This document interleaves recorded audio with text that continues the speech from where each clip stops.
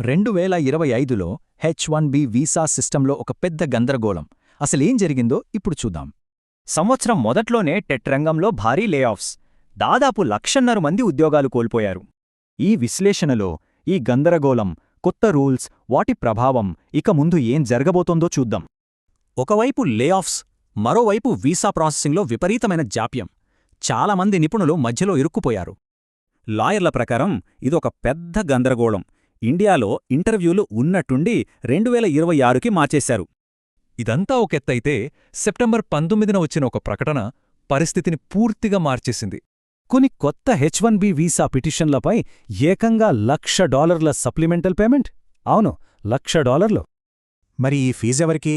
US బయట నుండి మొదటిసారి వచ్చేవారికే, ఆల్రెడీ ఇక్కడ ఉన్నవారికి కాదు. కాని ఈ పెద్ద అడ్డంకి వల్ల అనుకోకుండా కొందరికి ఒక మంచి అవకాశం దొరికింది.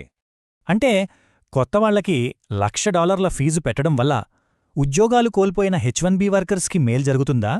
అవును, ఎందుకంటే కంపెనీలు వీళ్ళని ట్రాన్స్ఫర్ ద్వారా తీసుకుంటే ఆ $1,00,000 ఫీజు కట్టక్కర్లేదు. ఇక్కడే అసలు సమస్య. ఉద్యోగం పోయిన తర్వాత కొత్త జాబ్ కోసం కేవలం 60 రోజుల సమయమే ఉంటుంది. ఈ రూల్స్ మార్పులు, గ్రీన్ కార్డ్ బ్యాక్లాగ్స్తో కంపెనీలు తమ ప్లాన్స్ని మార్చుకోక తప్పట్లేదు.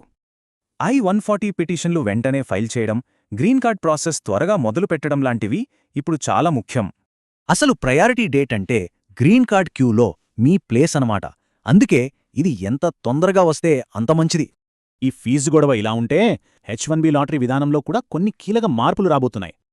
కొత్త సిస్టమ్ ప్రకారం జీతం ఎక్కువ ఉంటే లాటరీలో సెలెక్ట్ అయ్యే అవకాశాలు కూడా ఎక్కువ. మోసాలను అరికట్టడం వల్ల అప్లికేషన్స్ ఇప్పటికే తగ్గాయి. ఈ కొత్త ఫీజు వల్ల ఇంకా తగ్గొచ్చని అంచనా. అయితే ఈ $1,00,000 ఫీజు అసలు చట్టబద్ధమేనా కాదని కోర్టులు దీన్ని కొట్టేస్తాయని లాయర్లు నమ్మకంగా ఉన్నారు. ఈ అనిశ్చితి H4L2 డిపెండెంట్ స్పౌజుల మీద కూడా పడుతోంది. వాళ్ల వర్క్ పర్మిట్లలో మళ్లీ జాప్యం జరగొచ్చు.